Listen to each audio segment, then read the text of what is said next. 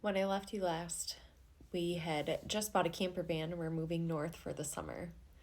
I don't have enough good things to say about Uncle Ducky Outdoors. Um, I truly believe that there were angels that I met there too that played a part in me surviving the next portion of my life. Um, I was stationed to work at a campground working in the office, and he was going to be doing maintenance at the campground. And in our first few days there, we didn't have anything to do quite yet at the campgrounds, and we needed to put some inventory away. And it just so happened that the woman that was going to be working at the other campground was going to come and work too. From the moment that I met her, it was like I already knew her. The conversations that we had in those first few days, it was like I had just been waiting for her to come back and hang out with me again, even though I had never met her before in my life. She was also from Michigan and was there with someone as well. They lived in a camper over at the other campground and would be doing the same jobs as we were. So we spent the first few weeks together there, getting things ready for the campgrounds to open, and really getting to know each other and laughing as if we had known each other our entire lives and telling these stories to each other and really leaning into each other. And before long, it came out that I wasn't exactly sure what was going to happen with my relationship, that we put on a really good front and he makes everybody around him laugh. But as soon as we're alone, there are days when we don't laugh. There's a lot of days that we do. There were. And that was what kept me coming back.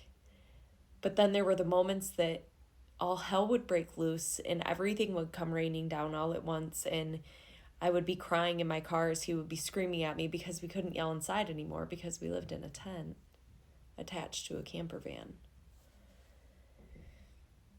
Being in an enclosed space like that and having him right inside of my head, it felt like just telling me how worthless I was over and over again, like he was digging inside of me and taking out every good piece of me that I had left. He would try and tell me that this new friend that I had made wasn't really my friend, that I don't even know this person, that you can't judge a person in the first few days that you get to know them. I'm just too trusting. I just tell people too much of my business. Despite the things that he said, I refused. I refused to relent from this person that had stepped into my life like an old friend. So I quieted everything that he was saying to me, and I spent my days sitting on the beach with her, doing journaling, sitting in the car and listening to music after dark, crying from laughter, but then crying from hurt too. I would run on the beach and then run back to the new home that I had made just beside her camper. After I made my way to the office and called her from my car and said, I don't know if I can do this, and she encouraged me that I could. Stand up for yourself. You're one of the strongest people I know that tells me every single day that I deserve better, and I feel that you need to stand up for yourself, she said. You can trust him. Mind you, I had a really hard time trusting men at this point because, as you know, it hasn't always gone well for me. But I made my way into this office and I sat down in front of my boss.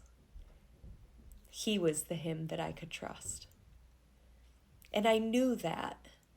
From the very first day that I had met him and even spoken to him, he had a voice that felt like comfort, like he was an old friend too.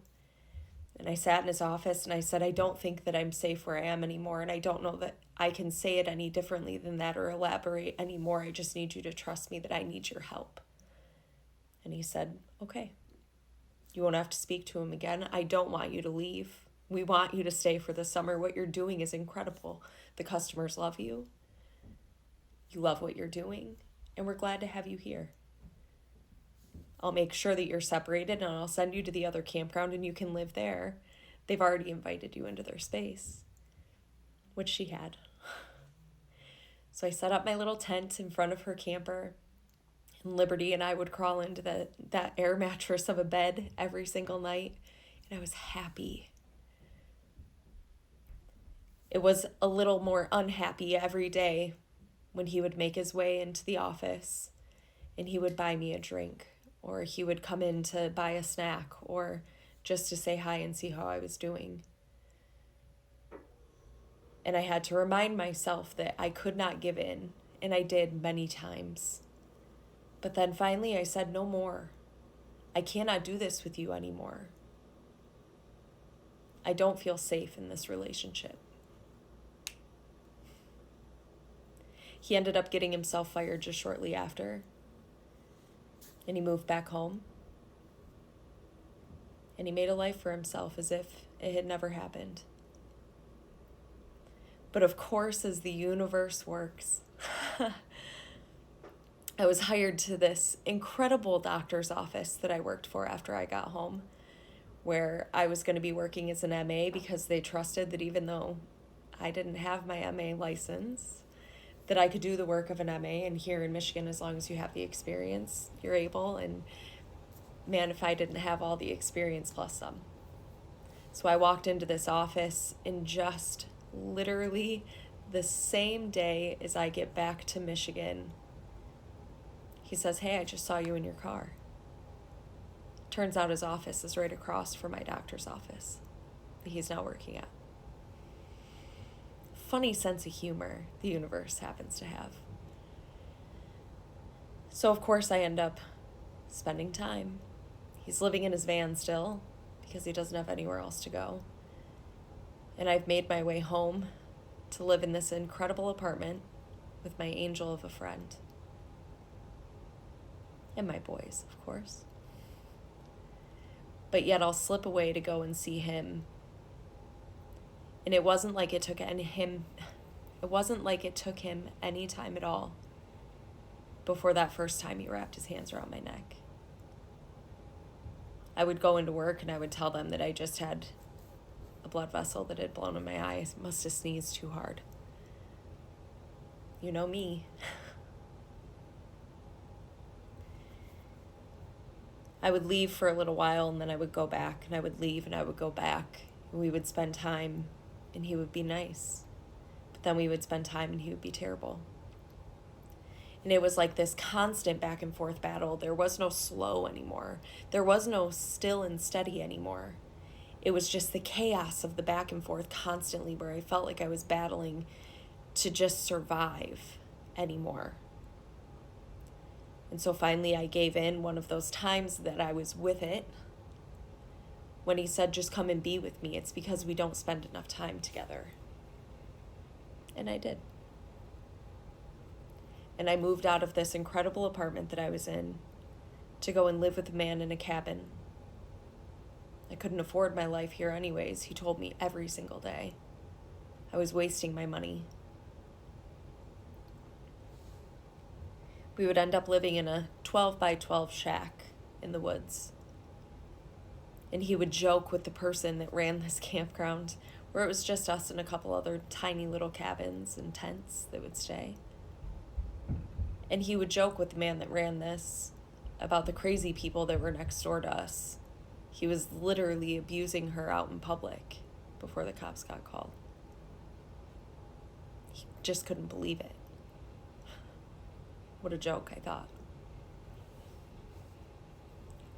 Eventually, I would find my way back away from him, and I would go back home.